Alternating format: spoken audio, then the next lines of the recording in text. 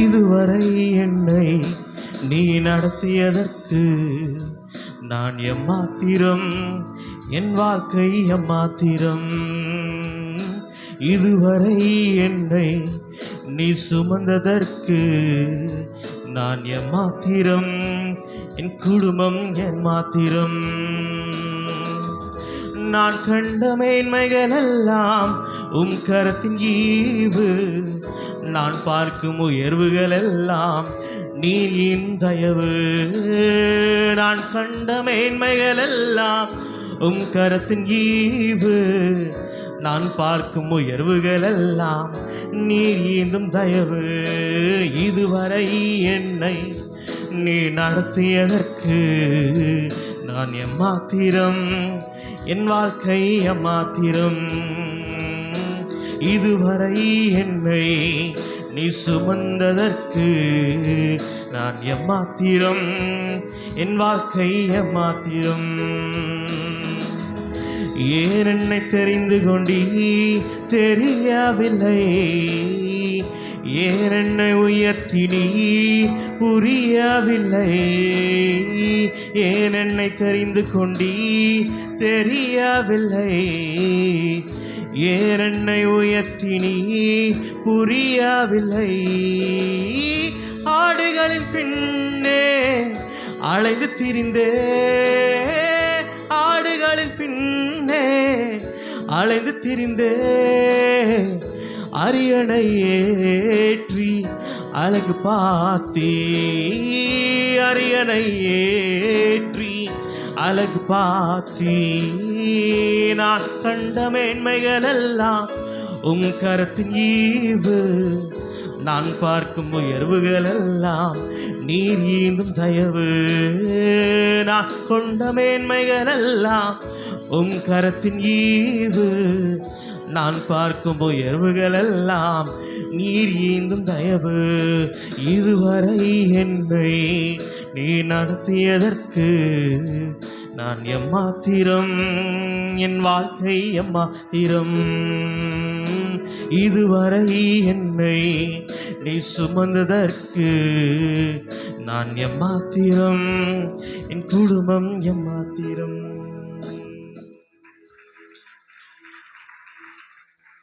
அல்லேலூயா, ஆமென். அருமையானவர்களே, இன்றைக்கு ஆராதனைக்கு வந்திருக்கிற உங்களை வாழ்த்துகிறேன். இன்றைக்கு செயலும் பலனும் என்கிற தலைப்பிலே ஆண்டவருடைய வார்த்தையை கேட்க போகிறோம். அல்லேலூயா. நீங்கள் நம்ம யூடியூப் சேனலில் போனீங்கன்னா ஏறக்குறைய 300 செய்திகள் இருக்கும். அந்த 300 செய்திக்கு 300 டாபிக் இருக்கும். அல்லேலூயா, ஆமென். அதனால் ஒவ்வொரு செய்தியும் ஒரு சின்ன தலைப்பின் கீழே நம்ம தியானிக்கிறோம். அல்லேலூயா, ஆமென். எல்லாரும் சொல்லுங்கள், இன்னைக்கு என்ன டாபிக் இன்னைக்கு? ஆமென். வாசியுங்கள். 2 யோவான் 1ஆம் அதிகாரம் 8வது வசனம். 2 யோவான் 1:8.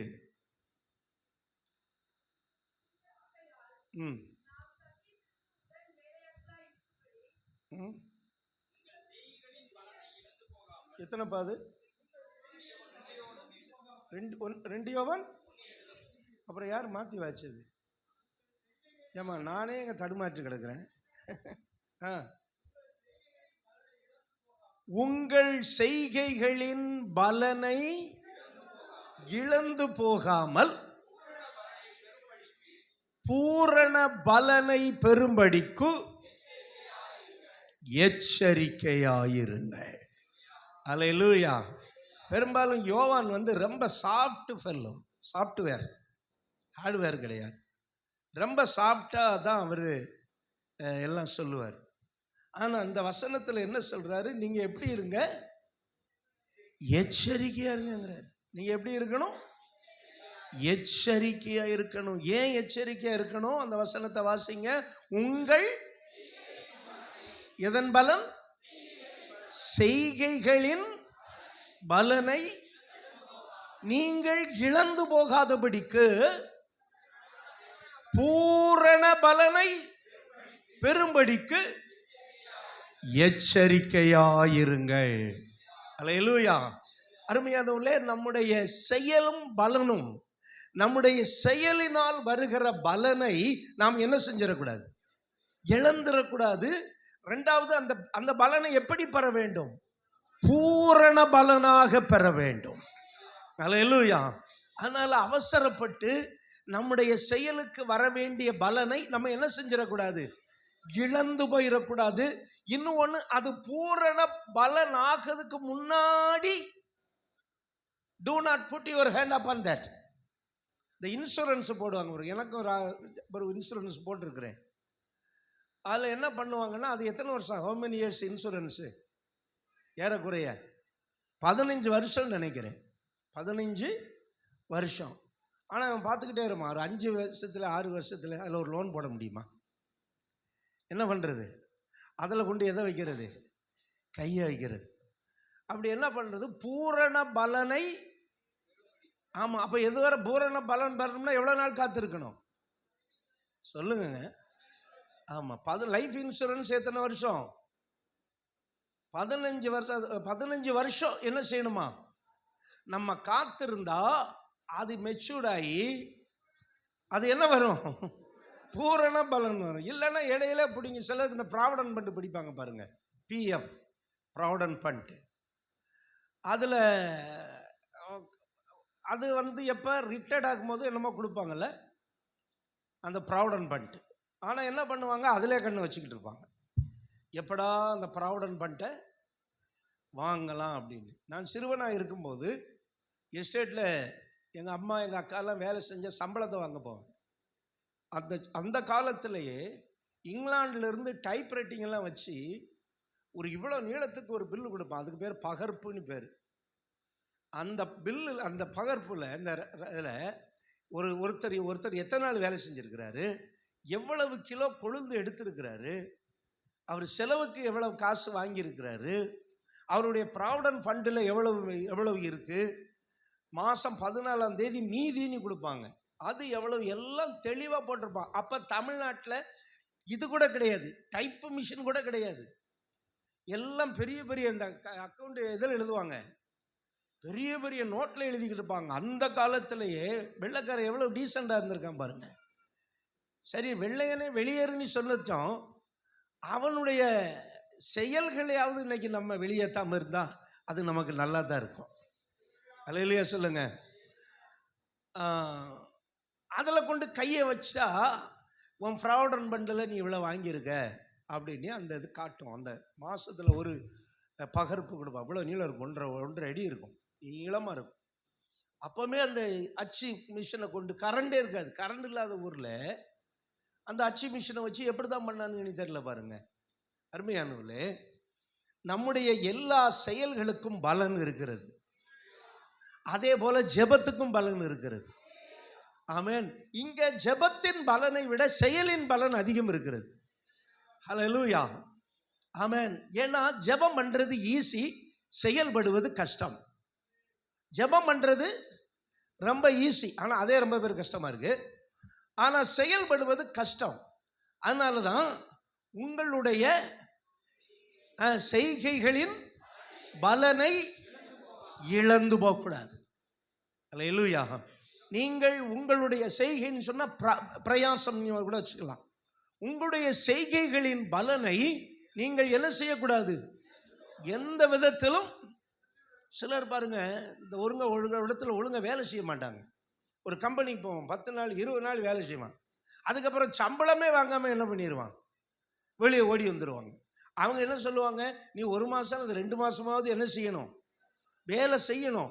அப்படி வேலை செஞ்சாதான் உனக்கு என்ன கிடைக்கும், சம்பளம் கிடைக்கும். இவனுக்கு அங்கே ஒரு சிலருக்கு அங்கே இருக்க முடியாது. அந்த கம்பெனிக்கு போகலாமா, இந்த கம்பெனிக்கு போகலாமா அப்படின்ட்டு அந்த செய்கைகளின் பலனை என்ன செய்கிறார்கள், இழந்து போகிறார்கள். ஆனால் கடைசி வயதான காலத்தில் யோவான் எழுதுகிறார், ஒரு எச்சரிப்பான செய்தியை கொடுக்கிறாரு. உங்கள் செய்கைகளின் பலனை நீங்கள் என்ன செய்யக்கூடாது, இழந்து போகக்கூடாது, ஒன்று கூட சேதமாக கூடாது. இயேசு 5 அப்பத்தை 2 மீனை ஆசீர்வதித்து எல்லாத்துக்கும் பங்கிட்ட பிறகு மீதம் இருந்தது. உடனே என்ன சொன்னாரு, இவைகளில் ஒன்றும் சேதமடையாதபடிக்கு எல்லாத்தையும் என்ன பண்ணுங்க, எல்லாத்தையும் மீதம் வைங்க. அல்லேலூயா. தேவனுடைய பிள்ளைகள் தங்களுடைய மாத வருமானத்தில் எல்லா செலவும் போக கொஞ்சம் மீதம் வைக்க வேண்டும். ஆமென் சொல்லுங்க. அது ஒரு ஆசீர்வாதம். ஆமென். ஞானிகளுடைய வீட்டிலே வேண்டிய திரவியமும் எண்ணெயும் இருக்குமா. ஆனால் பாவியோ அவைகளை அவ்வளத்தையும் செலவழித்து போடுறான்னு வசனம் இருக்கு. அப்போ பலனை நம்ம என்ன செய்யக்கூடாது, இழந்து போயிடக்கூடாது. அது உலகத்தில் இருந்தாலும் சரிதான், ஆண்டவரிடத்திலிருந்து நமக்கு கிடைச்சாலும் சரிதான். நம்ம வேலை செய்கிற இடத்துல பலன் இல்லை, நம்முடைய சேமிப்பு, நம்முடைய சேவிங்ஸில் வர்ற பலனாக இருந்தாலும், நம்முடைய பிஸ்னஸில் வர்ற பலனாக இருந்தாலும், அதை நம்ம கேர்லெஸ்ஸாக விட்டு அதை என்ன ஆக்கிடக்கூடாது, லாஸ் ஆக்கிடக்கூடாது. ஆக்சுவலாக ஆசீர்வதிக்கப்பட வேண்டியது ஏசா. அவன் என்ன செய்தான், அவன் சேஷபுத்திர பாகத்தை இழந்தான். அதுக்கு முன்னால் என்ன செஞ்சான், பெற்றுக்கொண்டான், அலட்சியம் பண்ணினான். வசனத்தை ஒழுங்க படிங்கன்னு. அதை என்ன செய்தான், அலட்சியம். அலட்சியம்னா கேர்லெஸ்ஸாக இருந்ததுனால அதை டோட்டலாக அவன் இழந்து போனான். அருமையானவர்களே, நம்முடைய வாழ்க்கையிலும் இந்த பலனை நம்ம என்ன செய்யக்கூடாது, இழந்து போகாமல் என்ன பலன் வரணும், பூரண பலன் வரும்படி நீங்கள் எப்படி இருக்கணும், எச்சரிக்கையாக இருக்கணும். என்ன செஞ்சிருக்கீங்களோ அதுக்குரிய பலனை நீங்கள் கட்டாயம் பெற்றே ஆக வேண்டும். ஏன்னா வேதம் சொல்லுகிறது, வேலையாள் கூலிக்கு பாத்திரனாய் இருக்கிறான். எந்த வேலை செஞ்சாலும் அதுக்கு என்ன இருக்கு. அதனால தேவனுடைய பிள்ளைகள் இந்த கடைசி நாட்களிலே நம்ம பூரண பலனை பெற்றுக்கொள்ள வேண்டும். அல்லேலூயா. ஆண்டவர் சொல்றாரு, எரேமியா 31 அதிகாரம் 16 வசனத்திலே வாசிக்க வேகமாய். எரேமியா 31:16, நீ அழாதபடிக்கு உன் சத்தத்தை அடக்கி, நீ கண்ணீர் விடாதபடிக்கு உன் கண்களை காத்துக்கொள். எப்படி சொல்றாரு பாருங்க, நீ அழாதபடிக்கு உன் சத்தத்தை அடக்கி, நீ கண்ணீர் விடாதபடிக்கு உன் கண்களை காத்துக்கொள். ஏன் தெரியுமா, அடுத்த வார்த்தை என்ன வருது, உன் கிரியைகளுக்கு பலன் உண்டு என்று கர்த்தர் சொல்லுகிறார். ஹல்லேலூயா. உன் கிரியை ஒண்ணு கூட வேஸ்டா போகாது, உன்னுடைய பிரயாசம் வீணாய் போகாது. உன் பிரயாசத்துக்கு பலன் உண்டென்று கர்த்தர் சொல்லுகிறார். கையை வைத்து சொல்லுங்க, என்னுடைய பிரயாசத்துக்கெல்லாம் பலன் உண்டு. சத்தமா சொல்லுங்க, என்னுடைய பிரயாசத்துக்கெல்லாம் பலன் உண்டு.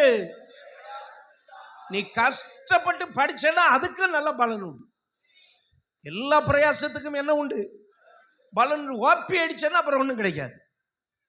புத்தகத்தை திறந்து வச்சுக்கிட்டே இருப்பான் படிக்கிற மாதிரி, அப்படியே சின்சியர் ரீடர்னு பார்த்தா அப்படியே இருப்பாங்க. புத்தகமாய் மனப்பாடம் பண்ணுறதை நான் பார்த்துருக்கிறேன். நான் உலகத்தில் சிலரை பார்த்துருக்கிறேன். அதில் ஒரு ஆள், நான் பேர் சொல்லலை. அப்போ புத்தகம் இவ்வளோ பெரிய புத்தகத்தை அப்படியே மனப்பாடமும் ஒப்பிப்பாங்க. அந்த காலத்தில் 119 சங்கீதத்தை ஒப்பிக்க சொல்லுவோம். சின்ன பிள்ளைங்க, இளம் வாலிப பிள்ளைகள்லாம் கண்ணை மூடிக்கிட்டு கடன்னு ஒப்பிப்பாங்க. ஓகே, ஆமாம். இப்போ எதுக்கு அதை நான் சொன்னேன், உன் கிரியைக்கு பலன் உண்டென்று. அப்போ நீங்கள் எந்த கிரியை செஞ்சாலும், பைபிள் வாசிக்கிறதே ஒரு வேலை, ஒரு கிரியை தான். அந்த கிரியைக்கு என்ன உண்டு, பலன் உண்டு. ஜெபிக்கிறது ஒரு கிரியை தான், ஆராதிக்கிறது ஒரு கிரியைன்னா ஒர்க்கு, வேலை. அதுக்கு என்ன உண்டு, பலன் உண்டு. நீங்கள் வெறும் கம்பெனியில் போய் செய்கிற வேலைக்கு மட்டும் பலன் கிடைக்கும்னு நினைக்காதீங்க. நீங்கள் முழங்கால் படிட்டு ஜெபம் பண்ணிங்கன்னா அந்த ஜெபத்துக்கும் பலன் உண்டு. நீங்கள் டெய்லி பைபிளை வேகமாக அல்லது நிறுத்தி நிதானமாக வாசி டயத்தை ஸ்பெண்ட் பண்ணிங்கன்னா, நான் என்ன சொல்கிறேன், எதிலெல்லாம் நம்ம நேரத்தை செலவு பண்ணுறோமோ அதிலெல்லாம் நமக்கு பலன் இருக்குது. ஆனால் நேரத்தை வேஸ்ட் பண்ணால் ஒரு பலனும் கிடையாது. எதிலெல்லாம் நீங்கள் நேரத்தை செலவிடுகிறீர்களோ அதிலெல்லாம் என்ன இருக்குது. அதனால் கர்த்தர் சொல்கிறாரு, நீ தேவையில்லாமல் அழுதுகிட்டு இருக்காத, தேவையில்லாம கண்ணீர் வடிக்காத. உன்னுடைய பிரயாசத்துக்கு என்ன இருக்கு? பலன் உண்டு. நான் அந்த ஊருக்கு வந்த புதுசில் எங்கே போனாலும் வீட்டு ஸ்ட்ரீட் லைட் முன்னாடி இந்த பசையை போட்டு என்ன செஞ்சுக்கிட்டு இருப்பாங்க? ஒட்டிக்கிட்டே இருப்பாங்க. அது பார்த்தீங்கன்னா இவ்வளோ இருக்கும். ஒரு குரோஸுங்கிறது எவ்வளோன்னு சொல்லுவாங்க. அவ்வளவுக்கும் ஒட்டினா தான் ₹1 ₹2 கிடைக்கும். ஆனால் அதுலேயும் இவங்க என்ன செய்யறது இல்லை, சோர்ந்து போகாமல் என்ன பண்ணுவாங்க, அந்த வேலையை செஞ்சுக்கிட்டே இருப்பாங்க. கொஞ்சம் பணம் தான் கிடைக்கும், ஆனால் பிரயாசம் ரொம்ப. ஆனாலும் அதில் என்ன இருக்கிறது? கொஞ்சம் பலன் இருக்கிறது. நான் சொல்கிறேன், அப்படி எல்லா பிரயாசத்துக்கும் என்ன இருக்குது, ஆனால் அதை நம்ம கேர்லெஸ்ஸாக இருந்து இழந்து போகக்கூடாது. அதனால தான் கர்த்தர் சொல்கிறாரு, உன் கிரியைகளுக்கு பலன் உண்டு என்று கர்த்தர் சொல்லுகிறார். ஹல்லேலூயா. ஆமாம். ரூத் மோவாப் தேசத்திலிருந்து பெத்லகேமுக்கு வந்தாள். தன்னுடைய மாமியாரை வீட்டில் வச்சுட்டு இவள் புதிய ஊரில் போய் வேலை செய்கிறதற்கு வயலில் போகும்போது அந்த வயலில் இருந்த போவாஸ் அவளை பார்த்து சொல்லுகிறான், 2ஆம் அதிகாரம் 12வது வசனத்தில், உன்னுடைய செய்கைகளுக்கு தக்க பலனை கர்த்தர் தருவாராக. பாருங்க, ஒரு குடும்பத்தில் ஒரு உறவை கட்டி காப்பதும் ஒரு செய்கை. ஹல்லேலூயா. இன்னைக்கு நானும் அப்படி எங்கள் ஃபேமிலியில் ரொம்ப பேரை இழந்துட்டேன். ஏன்னா அந்த ஊருக்கு வந்ததுலேருந்து ஊழியம் ஊழியம் ஊழியம். நம்ம மக்களும் அப்படி தான் இருப்பாங்க. கிறிஸ்மஸுக்கு எல்லாரும் சொந்தக்காரன் வீட்டுக்கு போயிடுவாங்க. நம்ம மக்கள் சொந்தக்காரன் வேணா இங்கே வா, யாரும் போகிறது கிடையாது. ஏன்னா அந்த காலத்தில் நாடகம் பண்ணுறது, அது பண்ணுறது, இது பண்ணுறது, அதனால் யாருமே போக மாட்டாங்க. சொந்தக்காரங்கள்லாம் மறந்து போயிட்டாங்க. எல்லாம் சபை தான் சொந்தக்காரங்களாக இருந்தாங்க. அல்லேலூயா சொல்லுங்க. நான் என்ன சொல்கிறேன், ஒரு உறவை கட்டி காப்பதுக்கும் பலன் இருக்கிறது. இவள் தன்னுடைய மாமியாரோடு வந்து அந்த அந்நிய தேசத்தில் மாமியாரை வீட்டுக்குள்ளே வச்சுட்டு இவ போய் வேலைக்கு போகிற பாருங்க. அந்த செய்கையை போவாஸ் பார்த்து சொல்லுகிறான், உன் செய்கைக்கு தக்க பலன் உண்டு. நீ வயலில் வேலை செய்த அப்புறம், ஆனால் நீ உன் குடும்பத்தை பாதுகாக்கிற பாரு, அந்த செய்கைக்கு என்ன உண்டு? பலன் உண்டு. மாமியார மருமகள் நல்லா பார்த்தா அதுக்கு என்ன உண்டு? பலன் உண்டு. ஆனால் என்னது, முதியோர் இல்லத்தில் போய் சேர்த்தா அதுக்கு குத்து தான் உண்டு. இன்னைக்கு வயசாகும் போது அற்பமாக என்னாதீங்க, அதுக்குரிய பலன் நீங்கள் வயசாகும் போது உங்களுக்கு கிடைக்கும். அல்லேலூயா. ஒரு அப்பாவுக்கு ஒருத்தன் ஒரு நாய்க்கு வைக்கிற மாதிரி ஒரு தட்டில் சாப்பாடு போட்டு அப்படியே கொண்டு வச்சுட்டு வருவானா அவங்க அப்பாவுக்கு. இதை இந்த பையன் பார்த்துக்கிட்டே இருந்தான், சின்ன பையன். அவங்க அப்பா செத்த பிறகு, அவங்க தாத்தா செத்த பிறகு அந்த பாத்திரத்தை எடுத்து என்ன செஞ்சுட்டானா, பத்திரமா வச்சுக்கிட்டானா. இதை ஏன்டா பத்திரமா வச்சுருக்க? அப்பா நீங்கள் வயசான பிறகு நான் இந்த பாத்திரத்தில் தான் உங்களுக்கு என்ன செய்வேன், சாப்பாடு தருவேன் நானா. அந்த மாதிரி நம்முடைய கிரியைகளுக்கு அது எதிர்வினையாற்றக்கூடியதும் நல்வினையாற்றக்கூடியதும் நம்முடைய கிரியைகள் இருக்கிறது. அப்போ குடும்பத்தை கட்டி காக்கிறதுல கூட பலன் இருக்கிறது. ரூத்தை பார்த்து சொல்ற, உன் செய்கைக்கு தக்க பலன் உண்டு என்று. ஆமென். பலன் உண்டு. ஆமென். நீ மோவாபில் இருந்து அந்த அந்நிய தெய்வத்தை விட்டு வந்ததையும் உன் மாமியாரை விடாமல் பற்றி கொண்டதையும் நான் கேள்விப்பட்டிருக்கிறேன். அதனால உனக்கு உன் செய்கைக்கு தக்க பலனை கர்த்தர் உனக்கு என்ன செய்வாராக. எல்லாரும் கலங்க உயர்த்தி சொல்லுங்க, என் செய்கைக்கு தக்க பலனை. Do something. எதையாவது ஒன்றை செய்யுங்கள், உங்களுக்கு பலன் வரும். அல்லேலூயா. ஆமா, சும்மா இருக்கிறதா பிரச்சனையே ஒழிய, நம்ம இப்போ நமக்கு என்ன முடியுமோ அதை நம்ம செய்து கொண்டே இருப்போமானால் விதைத்தால் நிச்சயம் என்ன வரும்? அறுவடை வரும். அல்லேலூயா. அருமையான தேவனுடைய பிள்ளைகளே, ஆகவே நம்ம இந்த இளம் வயதில் அப்துல் கலாமை குறித்து நான் படிக்கும்போது, அவர் என்ன பண்ணியிருக்கிறாரு, ஒரு எளிய குடும்பத்தில் பிறந்தவர். அவர் படிக்கிறது கூட ஃபீஸ் கட்டுறதுக்கு சரியான வசதி இல்லை. அவர் என்ன பண்ணுவாராம், காலையில் போய் கொஞ்சம் ஒரு 100 பேப்பரை வாங்கிக்கிட்டு வீடு வீடாக என்ன பண்ணுவாராம், வீடு வீடாக பேப்பரை இஷ்யூ பண்ணிவிட்டு அதில் வர்ற ஒரு 5 ரூபா 10 ரூபாயை சேர்த்து வச்சு அதை தன்னுடைய பள்ளி கல்லூரி படிப்புக்கு பயன்படுத்துவாராம். ஆனால் ஒரு நாள் அவரை இந்த தேசமே ஜனாதிபதி ஆக்கிட்டு. அல்லேலூயா. ஆமென். இப்போ அவர் சொல்கிறாரு, என்னுடைய அன்றைக்குள்ள அந்த பிரயாசத்துக்கு இன்னைக்கு எனக்கு பலன் வருகிறது. அதனால நான் என்ன சொல்றேன், எந்த பிரயாசமும் வீணா என்ன செய்யாது, போகாது. சகல பிரயாசத்திலும் பிரயோஜனம் உண்டு என்று கர்த்தர் சொல்லுகிறார். ஹல்லேலூயா. அதனால ஒரு வேலைக்கு இல்லாம 1-2 ஜாப் கூட செய்யலாம். ஏன்னா நம்ம செய்ய முடிகிற நேரத்தில் தான் செய்ய முடியும். ஒரு காலத்தில் ஒன்றும் செய்ய முடியாத காலம் வரும். ஆகவே நம்முடைய என்னென்ன செய்கிறோமோ, ஆண்டவருக்காக செய்தாலும் சரி, நம்முடைய பிள்ளைகளுக்காக செய்தாலும் சரி, நமக்காக செய்தாலும் சரி, எல்லாத்துக்கும் என்ன வரும்? ஆமென் சொல்லுங்க. பலன் இல்லாம எதுவுமே இல்லை. தெய்வத்தால் ஆகாதனிலும் முயற்சிதன் மெய். அந்த வருத்தப்படுறதுக்குரிய கூலியை அது தரும். ஆகவே தேவனுடைய பிள்ளையே, ஆனா நம்ம தேவனுக்காக செய்யற காரியத்துக்கு அப்ப எவ்வளவு பலன் கொடுக்க மாட்டார் அவரு. அல்லேலூயா. இந்த உலகத்தில் இருக்கிற வாழ்க்கையோடு கூட நாம் தேவனுக்கு, நம்ம வாழ்க்கைக்கு நிறைய வேலை செய்கிறோம், உழைக்கிறோம். அதே நேரத்தில் நம்ம தேவனுக்காகவும் செயல்படும் போது நம்முடைய செயலுக்கு பலன் வரும். எல்லாரும் சொல்லுங்க, உங்க செயலுக்கு. ஆனால் நான் எதுவுமே தேவனுக்காக செய்யலைன்னு இருந்தீங்கன்னா அதுக்கு நான் ரிசல்ட் சொல்ல முடியாது. ஓட்டு போடாமல் இருந்துட்டு நீ ஓட்டு இது நியூஸே கேட்கக்கூடாது. அதுக்கே நம்ம என்ன கிடையாது. நீ ஓட்டு போட்டோன்னா அதுக்கு என்ன இருக்குது? ஆமாம், ஓட்டு போட்டோன்னா ஒரு உரிமை இருக்குது. தட்டி கேட்கறதுக்கு என்ன இருக்குது? உரிமை இருக்குது. நம்ம தமிழ்நாட்டில் 85% என்னமோ பதிவாயிருக்கு. அப்போ பாருங்க, அப்போ எத்தனை கோடி, எத்தனை லட்சம் பேர் ஓட்டே போடலை பாருங்க, இல்லையா? அப்போ அவங்களுக்கு என்ன இல்லை, பலன் இல்லை.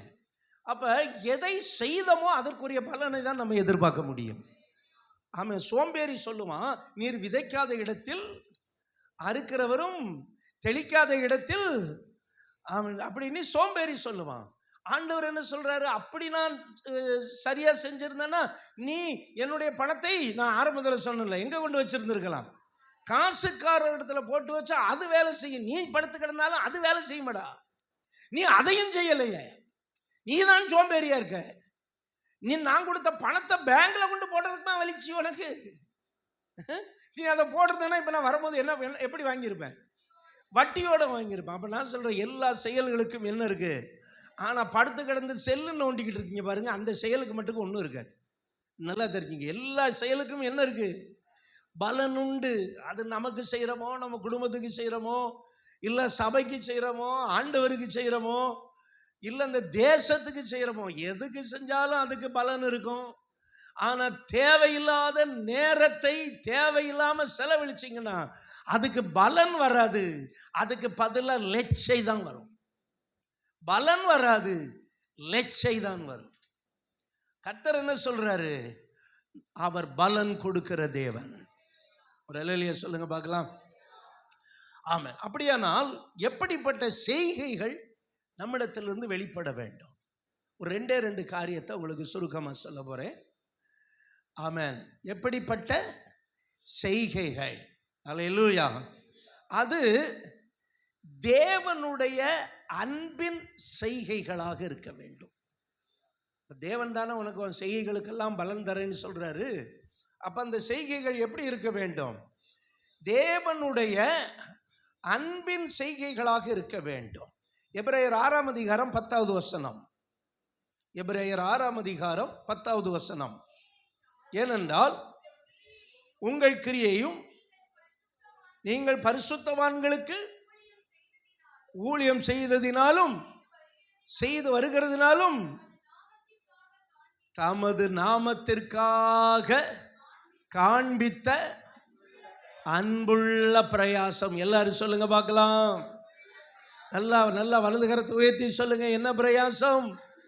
இந்த அன்புள்ள பிரயாசத்தை மறந்து விடுகிறதற்கு தேவன் அநீதி உள்ளவர் அல்ல, தேவன் நீதி உள்ளவர். நம்முடைய எல்லா பிரயாசத்துக்கும் தேவன் கட்டாயம் பலனை தருவார். அல்லேலூயா. நீங்க இன்னைக்கு சர்ச்சில் வந்து உட்கார்ந்தது கூட ஒரு பிரயாசமா இருக்கலாம். ஆண்டவர் அதற்கு கூட ஒரு பலனை உங்களுக்கு தருவார். ஆனா நிறைய பேர் அதில் கூட உட்காராம வீட்டில் உட்கார்ந்துருக்காங்க பாருங்க, அவங்கள என்ன சொல்லுவீங்க? அன்புள்ள பிரயாசம். எல்லாரும் சொல்லுங்க பார்க்கலாம்.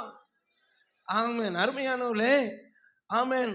பிரயாசத்துல பல வகை இருக்கிறது. நம்ம ஒரு கம்பெனியில் வேலை செஞ்சீங்கன்னா அந்த பிரயாசத்துக்கு சம்பள பிரயாசம், அந்த பிரயாசத்துக்கு பேர் என்ன பேர்? சம்பளம். அந்த நம்ம வேலை செஞ்சால் எனக்கு என்ன கிடைக்கும்? சம்பளம் கிடைக்கும். இப்படி ஒவ்வொன்றையும் ஒவ்வொரு பிரயாசத்துக்கும் ஒரு பலன் இருக்கிறது. ஆனால் ஆண்டவருக்கு நம்ம செய்கிற பிரயாசத்துக்கு என்ன பேரு? எல்லாரும் சொல்லுங்க பார்க்கலாம். அன்புள்ள பிரயாசம். முதல்ல ஆண்டவர் மேல அன்பு வைக்கணும், ரெண்டாவது ஆண்டவருக்காக பிரயாசப்படணும். அல்லேலூயா. அன்பில்லாத பிரயாசம் அது பலனை கொண்டு வராது. இப்ப சொல்றாரு, நீங்கள் பரிசுத்தவான்களுக்கும் ஊழியம் செய்ததினாலும் செய்து வருகிறதினாலும் தமது நாமத்திற்காக காண்பித்த அன்புள்ள பிரயாசம். அல்லேலூயா. ஆமா, அப்ப ஆண்டவர் மேல அன்பு வந்தாதான் ஆண்டவருக்காக பிரயாசப்பட முடியும். ஆனா அந்த பிரயாசத்துக்கு உனக்கு பலன் தராம நான் விட மாட்டேன்னு சொல்றாரு. அல்லேலூயா. ஆண்டவர் சொல்றாரு இவனை பேதர்கிட்ட, நீ என்னை நேசிக்கிறாயா? டு யூ லவ் மீ அப்படின்னு. Peter, what told Peter? நேசிக்கிறேன் அப்படின்னா. உடனே சொல்றாரு, உடனே அன்பு வந்த உடனே விஷன், ரெண்டாவது மிஷன், நீ என் ஆட்டுக்குட்டிகளை மேய்ப்பாயா? பார்த்தீங்களா? முதல்ல என்ன சொல்றாரு? சொல்லுங்க வாய் திறந்து. ஆமா, நீ என்னை நேசிக்கிறாயா நீ கேட்கிற. உடனே ஆமா நான் நேசிக்கிறேன் ஆண்டவரே. நேசிக்கிறேன் உண்மையா? அப்படின்னா இப்போ என்ன பண்ணணும்? நீ என் ஆட்டுக்குட்டிகளை மேய்க்க வேண்டும். அப்போ அந்த பிரயாசம் எதுல இருந்து வருது? சொல்லுங்க. அன்பிலிருந்து வருது. இது சம்பளத்தில் வர்ற பிரயாசம் அல்ல. இது சம்பளத்தில் வர்ற பிரயாசம் இல்லை. நம்ம சபையில் எந்த சண்டே கிளாஸ் டீச்சர்ஸுக்கும் சம்பளம் கொடுக்கறது இல்லை. ஒருவேளை அது மறுநாட்களில் பரிசீலிக்கலாம். மறுநாட்களில் என்ன பண்ணுவோம்? சபை வளர்ந்து லட்சக்கணக்கான பணம் வரும்போது அதை பரிசீலிக்கலாம். ஆனால் இது என்ன பிரயாசம்? அன்புள்ள பிரயாசம். யார் மேலே உள்ள அன்பு? இயேசுவின் மேலே உள்ள அன்பு. இயேசுவின் மேல் உள்ள அன்பு நமக்கு வந்த உடனே அவருக்காக எதையாவது பிரயாசப்படணும். ஏன்னா அந்த உலகத்தில் நம்ம அவருக்காக பிரயாசப்படாம தேவதூதன் இறங்கி வந்து பிரயாசப்பட முடியுமா? முடியாது. அதுக்காகத்தான் நம்மளை சபையில் வச்சிருக்கிறாரு. நம்ம அவரை நேசிக்க வேண்டும், அவருடைய நாமத்திற்காக என்ன செய்ய வேண்டும்? பிரயாசப்படணும். கர்த்தர் அந்த சபையை குறித்து பிலதெல்பியாவா சபையை குறித்து சொல்லும்போது, நீ என் நாமத்திற்காக இளைப்படையாமல் பிரயாசப்பட்டபடியினால் உனக்கு திறந்த வாசலை உனக்கு முன்பாக வைத்திருக்கிறேன். கரங்களை தட்டி கர்த்தரை மைப்படுத்துங்க பார்க்கலாம். நான் சொல்றேன், யாரெல்லாம் ஆண்டவர் மேல அன்பு வச்சு, இப்ப ஆண்டவர் மேல அன்பு வைக்கிறதுக்கு ஆண்டவர் எங்க இருக்காரு? Where is God? சபை தான் ஆண்டவர். சபையை நீங்க நேசிக்கும் போது யாரை நேசிக்கிறீங்க? சொல்லுங்க. ஏன்னா வேதம் என்ன சொல்லுகிறது? தேவன் தம்முடைய சுய இரத்தத்தினாலே, ஆமா, இயேசு சபையின் தலைவர், இயேசு சபையின் முதல்வர். நல்லதாமன்னு சொல்லுங்களேன். இயேசு சபையின் மூலைக்கல். இயேசுவையும் சபையையும் என்ன செய்ய முடியாது? பிரிக்கவே முடியாது.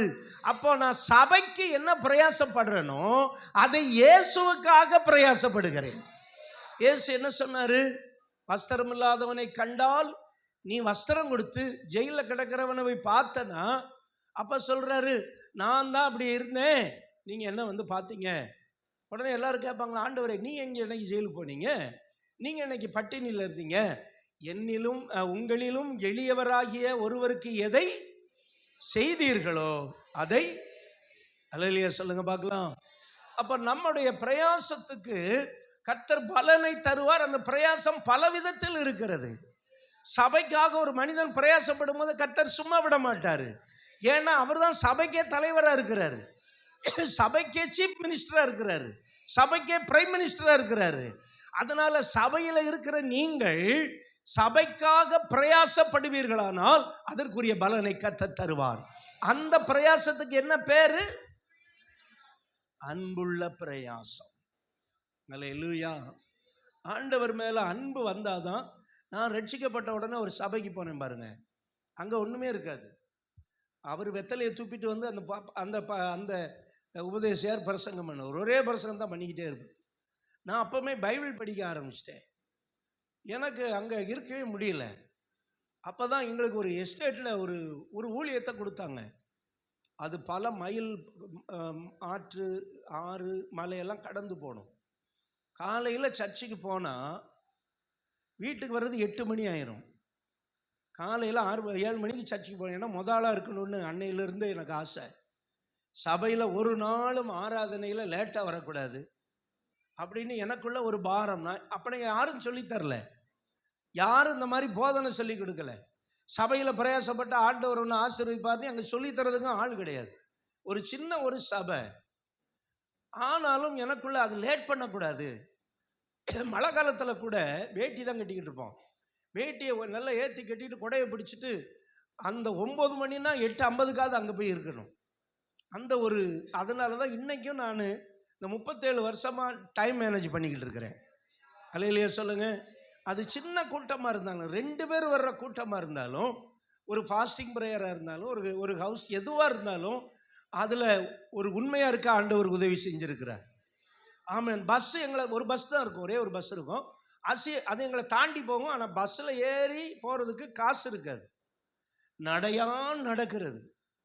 நடையா நடந்து ஆராதனை முடித்த உடனே 11 மணிக்கு நடந்தால் 5 மணிக்கு அந்த தேங்காய்க்கல்ங்கிற எஸ்டேட்டுக்கு போவோம். ஏன் அந்த இடத்துக்கு அந்த பேர்னா, அந்த கல்லை பார்க்குற கல்லெல்லாம் தேங்காய் மாதிரி இருக்கும். தேங்காய் கல் அப்படின்னு அந்த இடம். அங்கே போய் ஒரு வீட்டில் போய் ஆராதனை நடத்துவோம். நடத்தி முடிச்சுட்டு மறுபடியும் நடந்து வீட்டுக்கு வர 8-9 மணி ஆயிரும். அதெல்லாம் பெரிய ஊழியம்னா ஒரு சின்ன ஊழியம்தான். அந்த சின்ன ஊழியத்தை உண்மையாக செஞ்சதுனால இன்னைக்கு ஆண்டவர் பெரிய ஊழியத்தை கர்த்தர் கொடுத்துருக்கிறார். அதுக்குரிய பிரயாசத்துக்கு பலனை கர்த்தர் கொடுத்துருக்கிறார். அல்லேலூயா. ஒரு நாள் நான் காரை கொண்டுட்டு எல்லாம் அந்த இடத்துல நின்று நான் படித்த ஸ்கூலு, ஒரு பாறையிலிருந்து ஓடி வர்றது, ஆண்டவருக்காக நடந்த இடங்கள், அதெல்லாம் பார்க்கும்போது ஒரு கையில் ஒரு ரூபா கூட இல்லாமல் வாழ்ந்த காலம். ஆனால் அன்பு அவர் மேலே இருந்துச்சு. எப்படியாவது அவருக்கு பிரயாசப்படணும், எதையாவது அவருக்காக செய்யணும் அப்படிங்கிற ஒரு துடிப்பு எனக்குள்ளே இருந்து கொண்டே இருந்தது. இன்றைக்கும் அந்த துடிப்பு மாறவே இல்லை. நான் அதுக்காக தான், பெரிய பணம் இருக்கோ பெரிய வசதி இருக்கோ இல்லையோ, ஆனால் அந்த துடிப்பு இருந்து கொண்டே இருக்கிறது. ஏனென்றால் இந்த பிரயாசத்துக்கு அவர் தருகிற பலன் நம்ம உயிரோடு இருக்கிற நாளிலே இருக்கும். நம்ம மரித்த பிறகும் அதுக்குரிய பலன் வரும். கரங்களை தட்டி கர்த்தரை மேம்படுத்துங்க பார்க்கலாம். அதனால் சபை விசுவாசிகளே, நீங்கள் எப்படி வேணாலும் இருக்கலாம், உங்களுக்கு ஃப்ரீடம் இருக்குது. ஆனால் நான் வசனத்தை உங்களுக்கு சொல்கிறேன். அன்பு ஆண்டவர் மேலே வரும்போது, இப்போ சம்பளம் வேணுங்கும் போது நம்ம பிரயாசப்படுறோம். எதுக்கு போன ஞாயிற்றுக்கிழமை தானே 25 பேர் இறந்து போனாங்க. ஞாயிற்றுக்கிழமை அதில் 2 விசுவாசிகள் கவனமாக இருங்க. ஞாயிற்றுக்கிழமை சாபம், வேலைக்கு போகாதீங்க. 2 விசுவாசிகளே இறந்து போனாங்க. அப்போ என்ன சொல்கிறாங்க, உங்களுக்கு எக்ஸஸாக பணம் தாரோம் அப்படின்னு சொல்லி ஒரு 4 பேர் இருக்க வேண்டிய இடத்துல 10 பேர் அடைச்சி போட்டு வேலை பார்த்தாங்கன்னு சொல்கிறாங்க. நமக்கு தெரியாது என்னாச்சு. ஃபயர் ஆக்சிடெண்ட் ஆகி 25 பேர் மரித்து போனாங்க. அருமையானவர்களே, இது உலகம் எதுக்காக ஓடுறாங்க? பாவங்க. அவங்க போனால் கொஞ்சம் சம்பளம் கிடைக்குமே, வேலை செஞ்சால் சம்பளம் கிடைக்குமே. இன்றைக்கி இந்த தாயில்பட்டி, இந்த பெம்மக்கோட்டையெல்லாம் பாருங்கள், இந்த ஃபயர் ஹவுஸில் வேலை பார்க்குறவங்க எல்லாமே இது என்னது டெய்லி வட்டி என்னமோ இருக்குது, அதுக்கு சிட்டை போட்டு வட்டி வாங்கிக்கிறேன். எல்லாம் அந்த வட்டியில் தான் வாழ்கிறான். ஒரு நாள் நாங்கள் ஜெபம் பண்ணிக்கிட்டு இருக்கும்போது ஆண்டவர் அந்த காரியத்தை உணர்த்தி ஜெபிக்க வச்சார். எல்லாம் கஷ்டப்படுறவங்க. சரி, நான் இதுக்கு கொஞ்சம் வேலைக்கு போனால் கொஞ்சம் அதிகமாக கிடைக்குன்னு தான் அவங்க போனாங்க. ஆனால் பாருங்கள், அத்தனை பேர் மரித்து போனாங்க. நம்ம அதை குறித்து உணர்வு இல்லாமல் இருக்கிறோம். பாருங்கள், ஷீலா கோயிலில் கோவரை விழுந்து 18 பேர் விழுந்து எனக்கு என்னடானி நம்ம இருக்கிறோம். அருமையானவர்களே, எப்படியாவது எதையாவது சம்பளம் கிடைக்குமா, ஓவர் டைம் கிடைக்குமா அப்படின்னு ஆண்டு போகிறாங்க மக்கள். ஆனால் அதுக்கு பலன் நிச்சயம் உண்டு. அதை அன்பிலையா போகிறாங்க. ஃபயர் ஹவுஸ் வச்சுருக்கோமே, அன்பிலையா ஞாயிற்றுக்கிழமை வேலைக்கு போனாங்க. எதில் போனாங்க? ஃபார் வேஜஸ், ஃபார் கூலி. எங்கள் ஃபயர் ஹவுஸ் ஓனர் ரொம்ப நல்லவருங்க, அவர் மேலே நான் ரொம்ப நேசிக்கிறேன் அவரை. அதனால் நான் என்ன செய்ய போகிறேன், டெய்லி அங்கே போய் வேலைக்கு போகிறேன்னா போவான். எதுக்கு போகிறாங்க? வேலை செய்தால் சம்பளம். வேலைக்காரனுடைய கண்கள் எதன் மேலே நோக்கமாக இருக்கிறது? அந்த வேஜஸ் மேலே, கூலி மேலே நோக்கமாக இருக்கிறது. அங்கே அன்பெல்லாம் தேவைப்படாது. குறை சொல்லிக்கிட்டு தான் வேலை செய்வான். முதலாளியை குறை சொல்லிக்கிட்டே வேலை செய்வாங்க. அவன்கிட்ட சம்பளம் வாங்கி தான் இவங்க குடும்பம் நடத்தணும். ஆனாலும் அவங்கள என்ன செஞ்சுக்கிட்டு இருப்பாங்க? குறை சொல்லிக்கிட்டு தான் இருப்பாங்க. நம்ம அதானே இருக்கிறோம். கவர்மெண்ட் சம்பளம் வாங்குறவங்களாம் நிறைய பேர் இருக்கிறாங்க. ஆனாலும் கவர்மெண்ட் என்ன சொல்லுவாங்க? குறை சொல்லிக்கிட்டே சம்பளம் வாங்குவாங்க இல்லையா? அப்போ அதில் அன்பெல்லாம் தேவைப்படாது. ஆனால் ஆண்டவருக்காக ஒரு மனிதன் ஒரு சின்ன பிரயாசப்படும் பொழுது அதில் அவர் அன்பை எதிர்பார்க்கிறார். அல்லேலூயா, ஆமென். அன்பை எதிர்பார்க்கிறார். ஆண்டவர் நினைக்கிறார், ஓ அவன் என் மேலே அன்பு இருக்கிறதுனால தான் இதை செய்கிறான் அப்படின்னு நினைக்கிறார். கொடுக்காமல் அன்பு கூறலாம், ஆனால் அன்பு கூறாமல் கொடுக்கலாம், ஆனால் கொடுக்காமல் கொடுக்காமல் அன்பு கூறவே முடியாது. அன்பு கொடுக்கும். அல்லேலூயா. இயேசுவின் அன்பு நமக்காக எதை கொடுத்தது? ஜீவனை கொடுத்தது. கர்த்தர் சொல்றாரு, உங்கள் அன்புள்ள பிரயாசம். அப்ப இயேசுவை நேசிக்கணும். இயேசுவை எப்படி நேசிக்கிறேன்? இயேசு இந்த சபையில் இருக்கிறார். சபை தான் இயேசு. இயேசுவை காட்டுங்கள் என்றால் நம்ம யாரும் காட்ட முடியாது. இல்லை, நான் ஒரு பெரிய ஊழியக்காரர் இருக்கிறாரு, அங்கே போய் அவர்கிட்ட சொல்கிறேன் பாரு, அவர் இயேசுவை காட்டுவார்னா மோகன் சிலாசரஸ் காட்ட முடியுமா? காட்ட முடியாது. பால் தினகரன் காட்ட முடியாது, ஒருத்தரும் காட்ட முடியாது. இயேசுவை காட்டுகிற இடம் அவருடைய திருச்சபை தான். ஏனென்றால் வேதம் சொல்லுகிறது, அவர் தம்முடைய சரீரமாகிய சபைக்கு அவர் தலையாக இருக்கிறார். கரங்களை தட்டி. அப்ப நீங்க அவருக்கு ஏதாவது செய்யணும்னு நீங்க விரும்புனீங்கன்னா நீங்க சபையில தான் செய்யணும். நீங்க சபைக்காக பிரயாசப்பட்டீங்கன்னா நீங்க அவருக்காக பிரயாசப்படுறீங்கன்னு அர்த்தம். அப்ப பாப்பாரு, அந்த அன்புள்ள பிரயாசத்திற்கு பலனை கொடுக்காம விடவே மாட்டார். எத்தனை பேர் விசுவாசிக்கிறீங்க? ஹல்லேலூயா.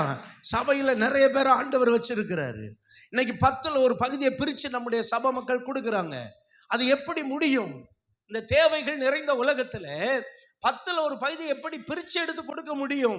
அதுல இயேசுவின் மேல இருக்கிற அன்பு, சபையின் மேல் இருக்கிற அன்பு தான் எதை என்ன செய்ய வைக்கிறது? கொடுக்க வைக்கிறது. இப்படி ஒன்று ஒன்றா சொல்லிக்கிட்டு போகலாம். ஆகவே ஆண்டவர் மேல அன்பு கூறும்போது நாம் கொடுக்க ஆரம்பிக்கிறோம். இயேசு சீமோன் வீட்டிலே பந்தி இருக்கும்போது ஒரு பெண் விலையேறப்பட்ட நளதம் என்கிற தைலத்தை எடுத்துக்கொண்டு வந்து அதை போட்டு உடைத்து அவருடைய பாதத்திலே அதை கொட்டி அவள் முத்தம் செய்தாள். ஹல்லேலூயா. உடனே பார்த்துக்கிட்டு இருக்கவங்கள என்ன சொன்னாங்க தெரியுமா? உடனே ஒருத்தன் கால்குலேட் பண்றான். அடடா, என்ன விலை கூடின பரிமள தைலம், இதை வித்திருந்தா எவ்வளோ காசுக்கு போயிருக்கும்? 300, அந்த காலத்தில் 300 பணத்துக்கு போயிருக்கும். அதை என்ன செய்யலாம்? ஏழைகளுக்கு கொடுக்கலாமே. இந்த லேடி போட்டு உடைச்சு போட்டாளே, அல்ல கொஞ்சமாவது என்ன பண்ணலாம்? கொஞ்சம் ஊற்றி என்ன பண்ணியிருக்கலாம்? இயேசுவின் பாதத்தை அப்படியே தடவி இருக்கலாமே. போட்டு உடைச்சே போட்டாளே. ஆண்டவர் சொல்றாரு, மார்க் 14ஆம் அதிகாரம் 8வது வசனத்தை பாருங்க.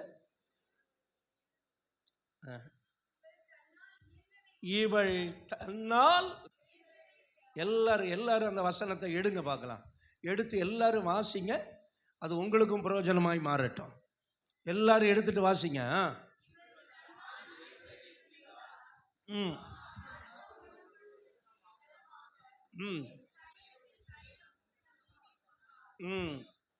இந்த சுவிசேஷம் உலகத்தில் எங்கெல்லாம் பிரசங்கிக்கப்படுமோ அங்க அவள் செய்ததும் சொல்லப்படும். ஓ ஹல்லேலூயா.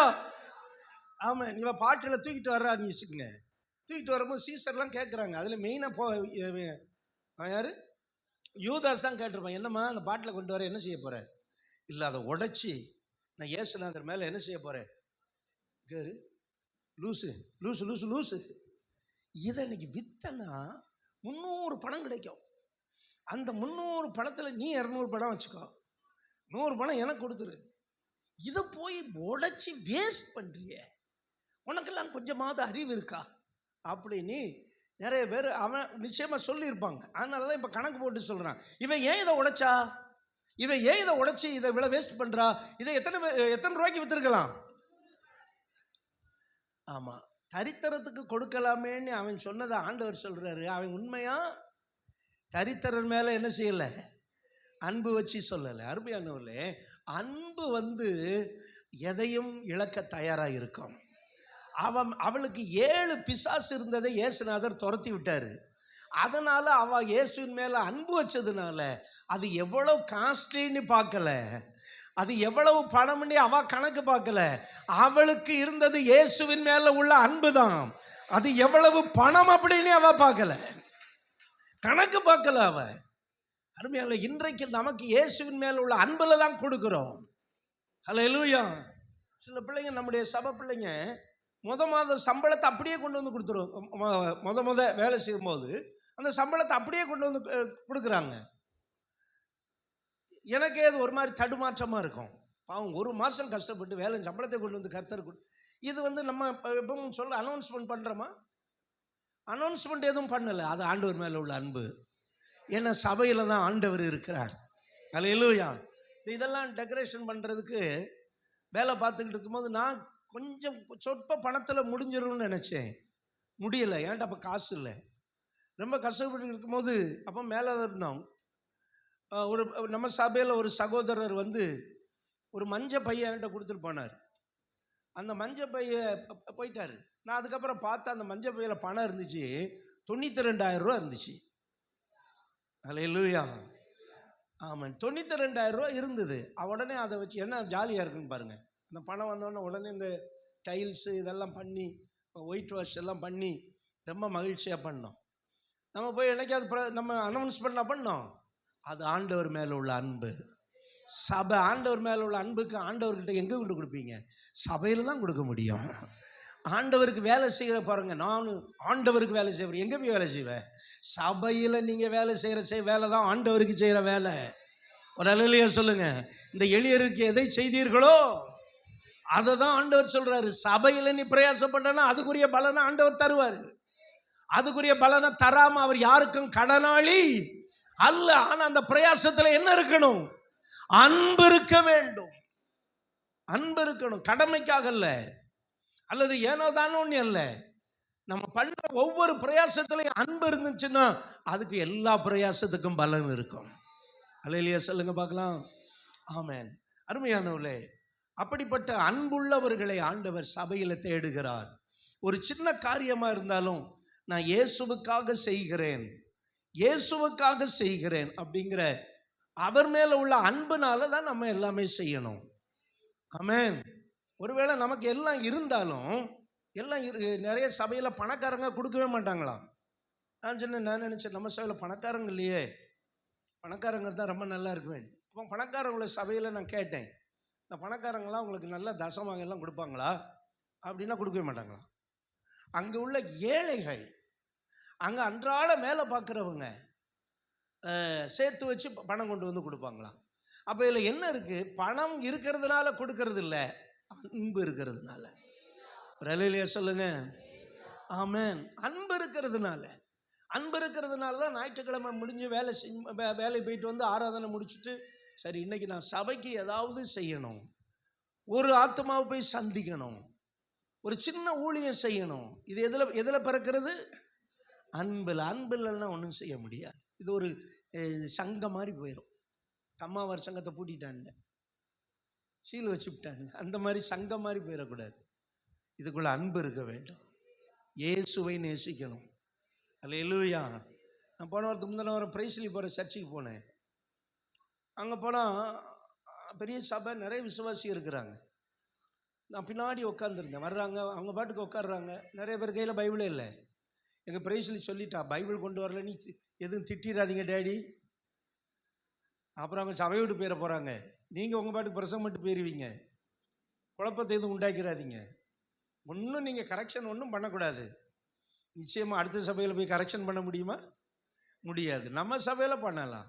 சபை விட்டு போனாலும் என்ன பண்ண முடியும்? ஒன்றும் பண்ண முடியாது. யாருமே கேரண்டி கொடுத்து எழுதி கொடுத்துட்டா வந்துருக்குறாங்க, ஒன்றும் பண்ண முடியாது.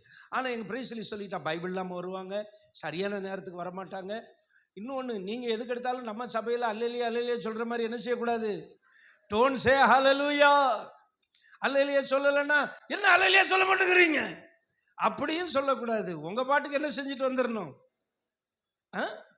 பிரசங்கம் பண்ணிட்டு வந்துடணும். ஆனால் நான் பிரசங்கம் பண்ணுறதை பார்த்து எல்லாரும் அல்லேலூயா சொல்ல ஆரம்பிச்சிட்டாங்க.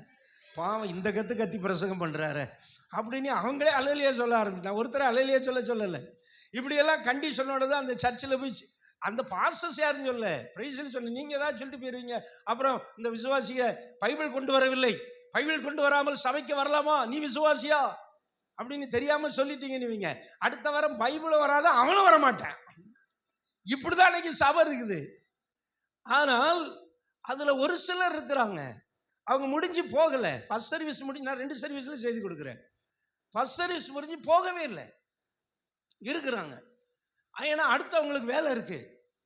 அடுத்து என்ன வேலை? அது வேற அந்த நம்ம காங்கிரீட் பில்டிங்கில் ஹாஸ்பிட்டல்ஸ் வெக்க வேற கொண்டுகிட்டு இருந்துச்சு. இன்னொரு என்னையும் கூட்டிகிட்டு போனாங்க, வாங்க நீங்களும் சாப்பிடுங்க, சண்டே கிளாஸ் டீச்சரோட நீங்களும் சாப்பிடுங்க. நானும் பசியாக இருந்ததுனால நானும் சண்டே கிளாஸ் டீச்சர் தான், சாப்பாடு கொடுங்க நீ போய் உட்காந்து. ஆனால் அவங்க போகவே மாட்டேங்கிறாங்க. ஒரு டீம் போகவே இல்லை. எப்போ போகிறாங்க? 2வது சர்வீஸ் எல்லாம் முடிச்சு. ஏன்னா இது அன்புள்ள பிரயாசம். அதுதான் அன்புள்ள பிரயாசம். ஹல்லேலூயா. ஃபர்ஸ்ட் சர்வீஸ் முடிஞ்சு நீ கடந்து போயிடலாம். ஆனால் அவங்க போகவே இல்லை. 2வது சர்வீஸ் எல்லாம் முடிஞ்சு அப்புறம் சண்டே கிளாஸ் பிள்ளைகள்லாம் செட்டில் பண்ணிட்டு அப்புறம் தான் போகிறாங்க. 12 மணி, காலையில் 8 மணிக்கு வந்தவங்க 1 மணிக்கு 1:30 மணிக்கு தான் போகிறாங்க. அருமையான இது எதுக்கு சொல்கிறேன் அப்படின்னா, நமக்கு ஆண்டவர் மேலே அன்பு இருக்கும்போது சபையை ரொம்ப நேசிப்போம், சபையில் அமர்ந்திருப்போம், சபையில் எதையாவது அவருக்கு செய்யணும்னு விரும்புவோம். அதை தவிர நீங்கள் வேற எங்கேயும் போய் செய்யவே முடியாது. ஆகவே நம்ம பண்ணுற பிரயாசத்தில் என்ன இருக்க வேண்டும்? சத்தமாக சொல்லுங்க. 2வது சொல்லி நான் முடிக்க போறேன். 2வது நாம் படுகிற பிரயாசம் தேவனை சார்ந்து இருக்க வேண்டும். ஹல்லேலூயா, ஆமென். எப்படி இருக்கணும்? நம்ம பிரயாசத்தில் யார் இருக்கணும்? தேவன் இருக்கணும். சும்மா விழலுக்கு தண்ணீர் பாய்ச்சின்னு சொல்லுவாங்களா, அப்படின்னா என்ன அர்த்தம்? விழலுக்கு தண்ணீர், அதாவது தண்ணீர் பாய்க்கிற இடத்துல ஒரு பெரிய பொந்து இருக்கும், ஹோல் இருக்கும். பாய்க்கிற தண்ணியெல்லாம் எங்கே போயிடும்? அந்த ஓட்டைக்குள்ள பொந்துக்குள்ளே போயிடும். இவன் கஷ்டப்பட்டு பாய்ச்சிக்கிட்டு இருப்பான். அந்த மாதிரி இருக்கக்கூடாது. நம்முடைய பிரயாசம் எதை சார்ந்து இருக்க வேண்டும்? தேவனை சார்ந்து இருக்க வேண்டும். ஹல்லேலூயா. அப்ப நீங்க படுகிற பிரயாசம் எல்லாம் தேவனை சார்ந்து இருந்தா தேவன் சும்மா விடுவாரா? ஹல்லேலூயா. சும்மா விடுவாரா? விட மாட்டார். நீங்க ஒரு கம்பெனியில வேலை பார்க்குறீங்க, நல்ல வேலை பார்க்குறீங்க, உங்களுக்கு சம்பளம் கொடுக்குறாங்க. ஆனாலும் நீங்க நல்லா வேலை பார்க்கறதுக்காக அந்த முதலாளி உங்க மேல எப்படி இருப்பாரு? பிரியமா இருப்பாரு. அந்த முதலாளி என்ன பண்ணுவாரு? உங்களுக்கு கொஞ்சம் எக்ஸஸா தருவாரு. ஏன்னா நீங்க அவருக்கு பிரியமா இருக்கிறதுனால. அப்போ ஒரு மனுஷனே அப்படி செஞ்சா தேவன் சும்மா விடுவாரா? சொல்லுங்க, சும்மா விடுவாரா? சும்மா விட மாட்டார். ஆகவே நம்முடைய பிரயாசம் எப்படி இருக்க வேண்டும்? தேவனை சார்ந்ததா இருக்க வேண்டும். 3 வசனங்களை சொல்ல பாருங்க, வண்டர்ஃபுல் வேர்ட்ஸ் பாருங்க. முதல்ல 1 கொரிந்தியர் 10:31 வாசிங்க. 1 கொரிந்தியர் 10:31.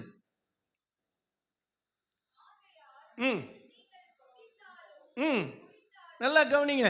நீங்கள் புசித்தாலும் நீங்கள் குடித்தாலும், குடித்தால்னா இது தண்ணி மற்ற ட்ரிங்க்ஸ் அதை நினைச்சிடக்கூடாது. குடித்தாலும் இஃப் யூ டூ எனிதிங், எதை செய்தாலும் எல்லாவற்றையும் தேவனுடைய மகிமைக்காக செய்யுங்கள். ஹல்லேலூயா. அப்ப எதை செய்தாலும் தேவனை சார்ந்து செய்யுங்கள். என்னென்ன செஞ்சாலும், புசித்தாலும் அப்படின்னா என்ன அர்த்தம்? நமக்கு முன்னாடி சாப்பாடு வந்தோடனே ஆவுன்னு தின்றக்கூடாது. உடனே ஐயசப்பா அந்த ஆகாரத்தை தந்ததுக்காக உமக்கு ஸ்தோத்திரம்.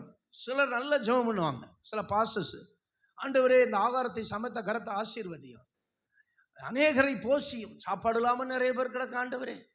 இந்தியாவில் நிறைய பேர் பட்டினியாக கிடக்க. அவன் சாப்பிட்றதுக்கு முந்தைய இங்கே முட்டை எடுத்து தின்றுவாங்க. இந்த பைபிள் ஸ்கூலில் தான் அநியாயம் பண்ணுவாங்க. கண்ணை மூடி ஜெபிக்கும் போது கூட்டு பொரியலெல்லாம் அமுக்கிட்டு தான் ஜெபம் பண்ணணும். ஏன்னா ஜெபம் பண்ணிட்டு தான் என்ன பண்ணணும்? சாப்பிடணும். ஜெபம் பண்ணும் போது என்ன செய்யணும்? கண்ணை மூடணும். கண்ணு மூடி இருக்கும் போதே முட்டை இருக்காது, கூட்டு இருக்காது. அதனால என்ன பண்ணுறது? பிளேட்டை அணைச்சி வச்சுக்கிட்டு இப்படி கையை வச்சுக்கிட்டு தான் ஜெபம் பண்ணுறது. அதுவும் சிலவன் ரொம்ப ஆத்ம பாரத்தில் வந்து உட்காந்துருப்பான். ஆண்டவரே இந்தியாவில் 110 கோடி பேர் இங்கே முதல்ல சாப்பிட விடுறா. 110 கோடி எப்படி இருக்கானுங்க? சாப்பாடு இல்லாமல் இருக்கானுங்க. ஆண்டவரே எதுக்கு ஆண்டவர் சொல்கிறாருன்னா, நம்ம புசித்தாலும் குடித்தாலும் எதை செய்தாலும் ஆண்டவருடைய மகிமைக்கென்றே செய்ய வேண்டும். ஹல்லேலூயா. நான் புசிக்கிறேன் எதற்காக? என் சரீரம் நல்லா பலன் அடைந்து நான் இன்னும் கொஞ்ச நாள் ஊழியம் செய்யறதுக்காக. நீங்க சாப்பிடுறீங்க வாட் ஃபார் ஈட்டிங்? எதுக்கு சாப்பிடுறீங்க? ஆமாம், நல்ல பலன் அடைந்து நீங்கள் உங்கள் வேலையை பார்த்து பிள்ளைய வளர்க்கணும், பிள்ளைய கட்டி கொடுக்கணும், அப்புறம் வீடு கட்டணும், அப்புறம் பிள்ளைக்கு அது பண்ணணும் இது பண்ணணும் எல்லாம் பண்ணணும். அதுக்கு பலன் வேண்டும். அல்லேலூயா. ஆமாம், நான் மெடிசன் எடுக்கிறேன். எதற்கு மெடிசன் எடுக்கிறேன்? நான் இன்னும் கொஞ்ச நாள் பாதுகாப்பாக அந்த உலகத்தில் இருக்கிறதுக்காக. அப்போ மெடிசனுக்காகவும் கர்த்தரை ஸ்தோத்திரம் பண்ணும். சில விளங்காத சபையில் என்ன போதிக்கிறானுங்க தெரியுமா? மாத்திரை சாப்பிட்டா பாவம் நீ போதிக்கிறான். பாவம் நீ போதிக்கிட்டு இவன் என்ன சாப்பிடுவான்னு தெரியுமா? இந்த குரூப்புக நல்ல கசாயம், நல்ல அந்த ஊற வச்ச அரிஷ்டம். இந்த அரிஷ்டங்கிற பேரை கேள்விப்பட்டிருக்கீங்களா? அரிஷ்டம். அரிஷ்டம் வந்து ரொம்ப அற்புதமான திராட்சை பழம், சர்க்கரை, அந்த பட்டை, லவங்கப்பட்டை, அந்த பட்டை எல்லாத்தையும் போட்டு 40 நாள் என்ன செய்யறது? மண்ணுக்குள்ளே போட்டு ஊற வச்சுட்டு குடிக்கிறது. ஒரு நாளைக்கு இவ்வளோ குடித்தாலும் உடம்பு ஆரோக்கியமாக இருக்கும். இதை இவன் குடிச்சிக்கிட்டு சபையில் என்ன பண்ணுற? பிரசங்கம் என்ன பண்ணுறது? நீ மாத்திரை எடுத்தா என்ன ஆயிடுவ? பாவி. மாத்திரை எடுக்கிறவனுக்கு தெரு வந்து கொடுக்க. மாத்திரை என்பது நன்மை. நீங்கள் எதுக்கும் அல்லையிலே சொல்ல மாட்டேங்கிறீங்க. நீங்களும் சீப்பியங்காரன் ஆக போறீங்கன்னு நினைக்கிறேன். மாத்திரைங்கிறது என்னது? நன்மைங்க. யாக்கோபு 1:17 எல்லா நன்மையும் எங்கேருந்து வருகிறது? மாத்திரைங்கிறது ஏதோ ஒரு நன்மை தான். அது நம்ம சாப்பிட சில மாத்திரையை சாப்பிட்டே வாழ்கிறான் பாருங்க. எங்கேயாவது போய் இந்த வீரர்களுக்கெல்லாம் எங்கேயாவது போய் மாட்டிக்கிட்டாங்கன்னா அவங்களுக்கு சாப்பாடே இதில் தான் இருக்கும், மாத்திரையில் தான் இருக்கும். அதை தான் அவங்க சாப்பிட்டுட்டு உயிர் வாழணும். நம்மளை மாதிரி இவ்வளோ திங்க முடியாது, திங்க அங்கே கிடைக்காது. என்ன பண்ணணும்? அந்த மாதிரி சில மாத்திரை நன்மை. ஒரு தலைவலி வந்துட்டுன்னா ஒரு சாரிடன், அந்த காலத்தில் சாரிடன், விக்ஸாக்ஷன், இப்போ என்னென்னமோ இருக்கு. இப்போ என்ன இருக்கு? ஆமாம், அதுவும் வேலை செய்யும். நீ 1 மணி நேரம் ஜெபம் பண்ணாலும் அதுவும் வேலை செய்யும். எது ஈஸியோ அதை ஃபாலோ பண்ணுங்க. எது ஈஸி? ஒரு மாத்திரை சாப்பிட்றதுனால தப்பு, மருந்து எடுக்கிறதுனால தப்பு இல்லை. அதுலேயும் தேவன் நன்மை வச்சிருக்கிறார். பிணியாளிகளுக்கு யார் வேண்டும்? இப்போ கவனிங்க, தேவனை சார்ந்து. இப்போ மாத்திரை சாப்பிட்டாலும் ஸ்தோத்திரம் பண்ணி நம்ம சாப்பிடலாம். அல்லையா சொல்லுங்க. ஆகாரம் சாப்பிட்டாலும் ஸ்தோத்திரம் பண்ணி சாப்பிடலாம். கடையில் போய் டீ குடித்தாலும் ஸ்தோத்திரம் பண்ணி குடிக்கலாம். ஆனால் அங்கே இருந்துட்டு ஜெபம் பண்ணிக்கிட்டு இருக்கக்கூடாது. அப்பா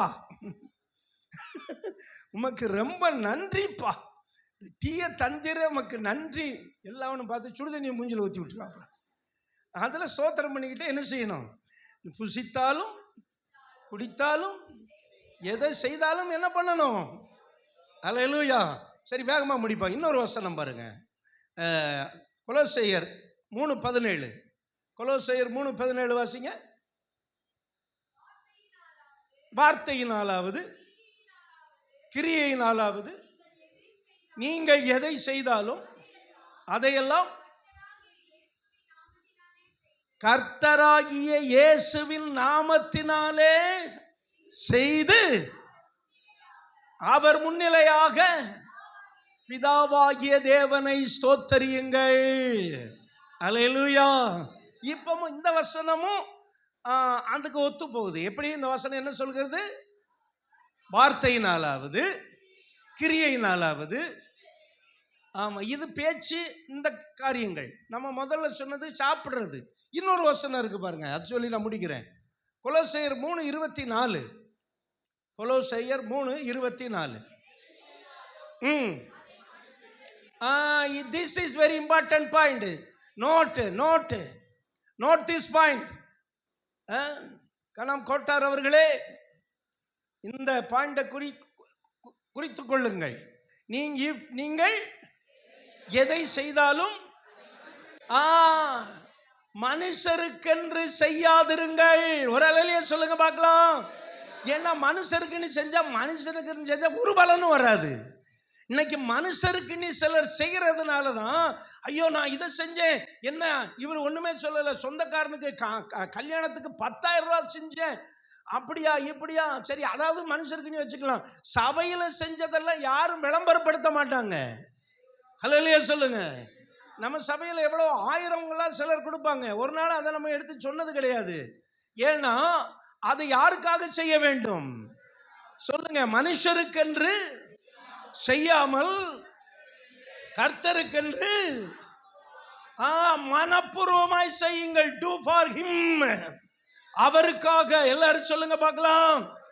நீங்க எதை செய்தாலும் எல்லாரும் சொல்லுங்க, யாருக்காக செய்யாதீங்க. do not do the pastor.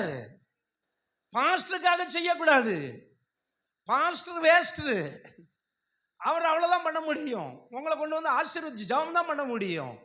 ஆனா பலன் கொடுக்கிறவர் கர்த்தர். பாஸ்டரா கர்த்தரா? அதனால நான் இதெல்லாம் செஞ்சேன், என்னை கண்டுக்கவே மாட்டேங்கிறாங்க, நான் இதெல்லாம் செஞ்சேன், 10,000 ரூபா கொடுத்தேன், பாஸ்டர் என் பேரை சொல்ல மாட்டேங்க, நான் இந்த பேரை இந்த இடத்துல இருந்து சொன்னோம்னா இதோட முடிஞ்சிடும். ஆனா உங்க பேர் பரலோகத்துக்கு தெரியப்படுத்தினா பரலோகம் உங்களுக்கு பலனை கொண்டு வரும். ஹல்லேலூயா சொல்லுங்க பார்க்கலாம். அதனால கர்த்தர் சொல்றாரு, நீங்கள் எதை செய்தாலும் அதை யாருக்காக செய்யக்கூடாது? மனுஷருக்காக செய்யவே கூடாது. மனுஷருக்காக செய்யறதெல்லாம் வேற. நீங்க இப்போ ஒருத்தன் கல்யாணத்துக்கு போய் 1000 ரூபா மொய் எழுதுனீங்கன்னா அடுத்து உங்க கல்யாணத்துக்கு அவன் 1000 ரூபா எழுதுவான். சிலர் 1001 எழுதுவான். 1 ரூபா தானே போனா போகுது அப்படின்னு. இதெல்லாம் யாருக்காக செய்யறது? இது மனுஷருக்காக செய்யறது. இது மனுஷருக்காக செய்யறது. சில ஊர்ல எல்லாம் என்ன பண்ணுவாங்க, நான் எங்கள் அக்கா மகளுடைய மேரேஜுக்கு போயிருந்தேன். என்ன பண்ணாங்க தெரியுமா? ஒருத்தர் மைக்கு வந்து, ஏங்க இதெல்லாம் விருந்தெல்லாம் முடிய போகுது, மொய் சவரெல்லாம் வந்து என்ன செய்ய மைக்கில் அலௌன்ஸ் பண்ணுறான். அதுக்கு இவன் வரலன்னா ஆளை விட்டுருவான். ஆளை விட்டுங்க பாருங்க, எங்கே பாருங்க, ஹலோ வந்து இன்னும் மொய் செய்ய பண்ணால் மொய் செய்யுங்க. ஏன்னா அவன் 10,000 ரூபா 20,000 ரூபா செஞ்சுருப்பான். சிலர் 1 லட்சம் எல்லாம் மொய் செய்கிறான். நம்ம விசுவாசிக்க தான் ஒரு வீட்டில் போனாலும் 5 பைசா கொடுக்கறது கிடையாது. கொடுக்குறீங்களா? அல்லேலூயா. ஆமென். விசுவாசிகள் எல்லாம் கர்த்தர் பார்த்துக்குவார். Praise the Lord. நாங்கள் எந்த ஃபங்க்ஷனுக்கு போனாலும் ஒரு நாளாவது எனக்கு காணிக்க தர்றாங்கன்னு நான் பார்க்கவே மாட்டேன். எந்த ஃபங்க்ஷனுக்கு போனாலும் நாங்கள் கொடுக்காம வரவே மாட்டோம். அல்லேலூயா சொல்லுங்க பார்க்கலாம். அல்லேலூயா. அருமையானவர்களே, ஏன்னா சில காரியங்களை நம்ம என்ன செய்யணும்? மனுஷனுக்காக செய்யணும். ஆனா நிறைய காரியங்களை கர்த்தருக்காக செய்யணும். சபையில செய்யற காரியங்களை எல்லாம் என்ன செய்யணும்? கர்த்தருக்காக. நீங்க காணிக்கை பட்டியல ஒரு 10,000 ரூபா போட்டிருக்கீங்க. நான் வீட்டில் போய் நான் கணிக்கிறத பாஸ்டம்மா பார்க்குறாங்க, இந்த விசுவாசி 10,000 ரூபா போட்டிருக்காங்க. ஓகே, அடுத்த வாரம் அறிவிப்பில் கர்த்தருக்கு சோத்திரம், இன்னொரு 10,000 ரூபா போட்டார், 10,001 போட்டார்னு நான் சொல்ல முடியும்? உடனே நாங்கள் ப்ரேயர் பண்ண முடியும். நீங்கள் எதிர்பார்த்தீங்கன்னா அதில் ஒன்றும் இன்னைக்கு ஒருத்தர் மானசெல்லி ஊழியம் செஞ்சார், அங்கே பண்ணார், இப்போ பண்ணார், சண்டைகளை டீச்சர்ஸ் எடுத்தாங்க, நன்றி சொல்லுவோம், அவ்வளோதான். அல்லேலூயா. அருமையான. ஏன்னா அதையெல்லாம் விளக்கமாக சொல்லிட்டா அது யாருக்கு செஞ்ச மாதிரி ஆயிரும்? சொல்லுங்க, யாருக்கு செஞ்ச மாதிரி ஆயிரும்? அதனால நீங்கள் எதை செய்தாலும் அதை யாருக்கு செய்யுங்க? கர்த்தருக்குன்னு செஞ்சீங்கன்னா யாரும் உங்களை பாராட்ட வேண்டிய அவசியமே கிடையாது. உயிரை கொடுத்து ஜெபம் பண்ணுறாங்க. இந்த 3 நாள் பார்த்தீங்கன்னா ஆண்டவர் வித்தியாசமாக நடத்தினார்.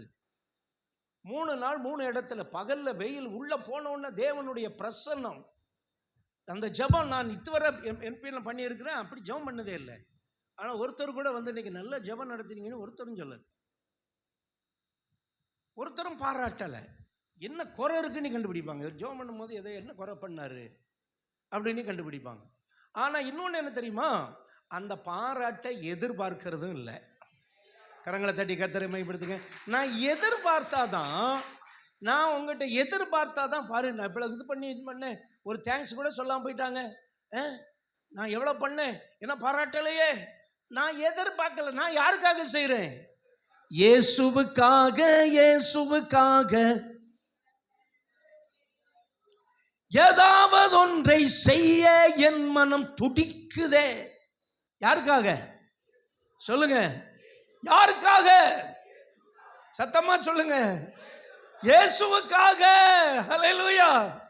அதனால போய் ஏங்க இன்னைக்கு நல்லா நான் பிரேயர் நடத்துனேனா அப்படின்னு அங்கெல்லாம் போய் சென்னையில் போயிட்டு இருக்கும்போது டயர்டாக போனோம். ஆண்டவர் இறங்குறாரு, ஒரு காரியத்தை வெளிப்படுத்துறாரு, ஜெபம் நடக்குது பாருங்க. ஏசி சர்ச்சு அவங்களாக தாங்க முடியலை, அந்த அளவுக்கு. நான் இப்போ உடனே வந்து இன்னைக்கு ரொம்ப ஒண்டர்ஃபுல் ப்ரேயராக நடத்த, அதெல்லாம் தேவை கிடையாது. நம்ம யாருக்காக செஞ்சோம்?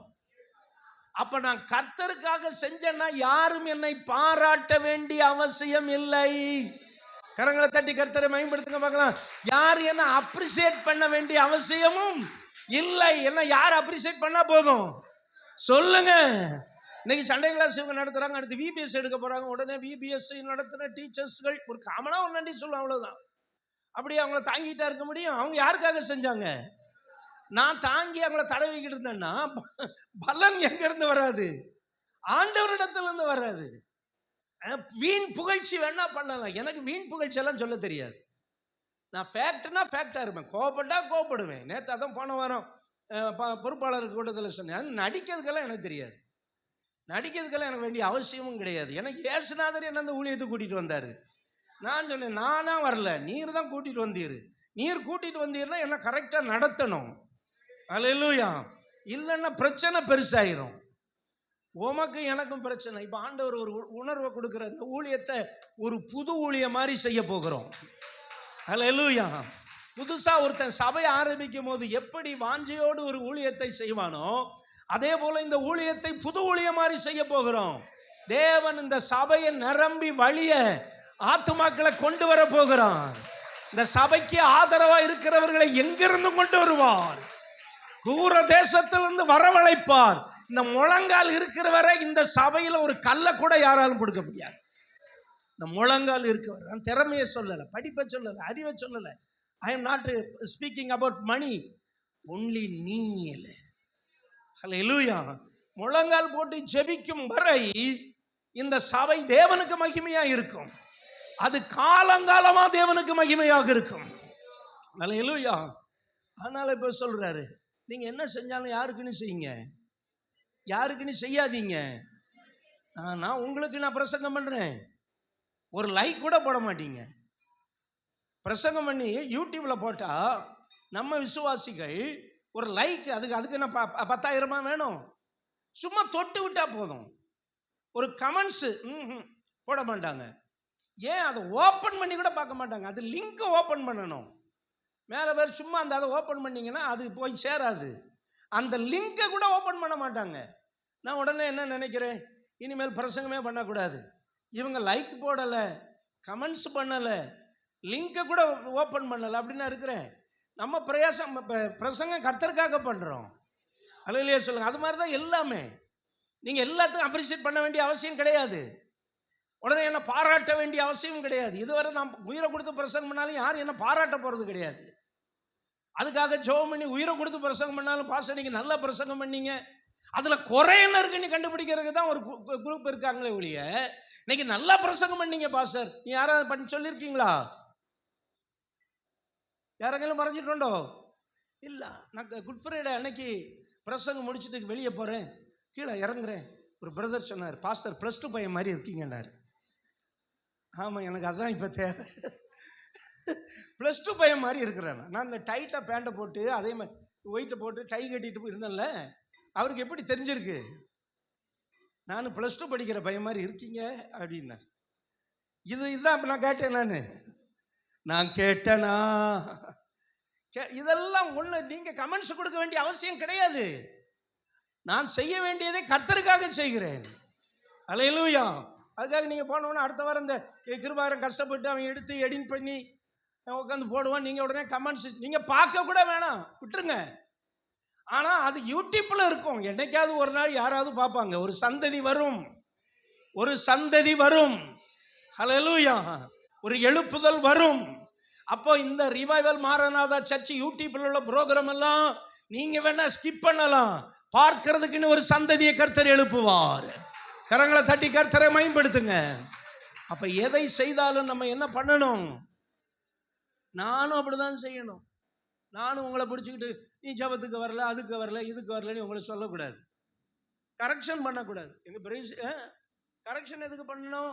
சரியாக்கணும். சரியில்லைன்னா விட்டுறணும், அவ்வளோதான். எல்லாத்தையும் யாருக்காக செய்யணும் சொல்லுங்க பார்க்கலாம்? கர்த்தருக்காக செஞ்சீங்கன்னா பலன் எங்க இருந்து வரும்? நாம எல்லாரும் கரங்களை உயர்த்தி சொல்லுங்க பார்க்கலாம். பலன் எங்க இருந்து வரும்? ஆமா, நான் உங்களுக்காக ஊழியம் செஞ்சேன்னா பலன் உங்ககிட்ட இருந்து வந்தாலும், ஆனா நான் அதை எப்படி பார்க்கிறேன்? கர்த்தரிடத்துல தான் எனக்கு காணிக்க வருதுன்னு பார்க்கிறேன். நீங்க 1ஆம் தேதி 5,000 10,000 அப்படின்னா தசமம் போடுறீங்க. நான் அதை பார்க்குறேன். ஓ, கர்த்தர் என்னை ஆசீர்வச்சிருக்கிறாரு, கர்த்தர் எனக்கு கொடுக்குறாரு. ஏன்னா 1 ரூபா கூட காணிக்கலாம நான் அந்த ஊழியத்தை ஆரம்பிச்சிருக்கேன். வெறும் 5 பைசா 10 பைசா தான் காணிக்க போடுவாங்க. அப்படியும் ஆரம்பிச்சிருக்கேன். அப்பமும் கர்த்தருக்கு ஸ்தோத்திரம், இப்பமும் கர்த்தருக்கு ஸ்தோத்திரம். இனி வர நாட்களில் ஒரு குடும்பமே 1 லட்ச ரூபா தசமாக கொடுக்குறவங்க வரப்போறாங்க. அதுக்கும் கர்த்தருக்கு ஸ்தோத்திரம். அல்லேலூயா. உடனே நான் மைக்கை இப்படி பிடிக்க போறது. நீ எவ்வளவு பணம் தந்தாலும் கர்த்தருக்கு ஸ்தோத்திரம். ஆண்டவரே, எங்க வீட்டில் சொல்லுவாங்க, எல்லாரும் கை வச்சு ஜெபம் பண்ணுங்க, விசுவாசிகள் தசமாக கொடுத்துருக்காங்க, ஜெபம் பண்ணுங்க, அவ்வளவுதான். ஸ்தோத்திரம் ஆண்டவரே, ஸ்தோத்திரம் ஆண்டவரே, நீங்க எங்க பிள்ளைகளை ஆசீர்வதிங்க ஆண்டவரே. அல்லேலூயா. அப்ப எதை செய்தாலும் மனுஷருக்கென்று ஆமென் செய்யாமல் ஆமென் செஞ்சோம்னா பாராட்டு அங்கிருந்து வரும். ஜெபம் பண்ணுவோமா? அல்லேலூயா, அல்லேலூயா, உமக்கு நன்றி, உமக்கு நன்றி, உமக்கு நன்றி. ரீமா ராமா லாதா ரக்கரா பாலபா, பலனும் செய்கையும் பலனும்.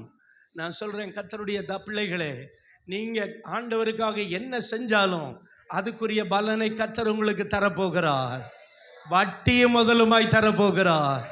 இதுவரை எவ்வளவோ இந்த சபைக்காக பிரயாசப்பட்ட பிள்ளைகள், கர்த்தருக்காக பிரயாசப்பட்ட பிள்ளைகள், எல்லாவற்றுக்கும் உங்களுக்கு பலனை தரப்போறாரு. விசுவாசிக்கிறீங்களா? ஒரு காரியத்துக்கு கூட பலன் இல்லாமல் விடவே மாட்டார். அல்லேலூயா. எல்லாவற்றுக்கும் பலன் தருவார். நீங்க எவ்வளவோ பிரயாசப்பட்டிருக்கிறீங்க. இந்த 37 வருஷமா அந்த சபையில விசுவாசிகள் எவ்வளவோ கஷ்டப்பட்டிருக்கிறாங்க, எவ்வளவோ போதகரோடு சேர்ந்து எவ்வளவோ பிரயாசப்பட்டிருக்கிறாங்க. நான் சொல்றேன், அந்த பிரயாசத்திற்கெல்லாம் கர்த்தர் பலனை தருவார். நன்றி சொல்லுவோம்.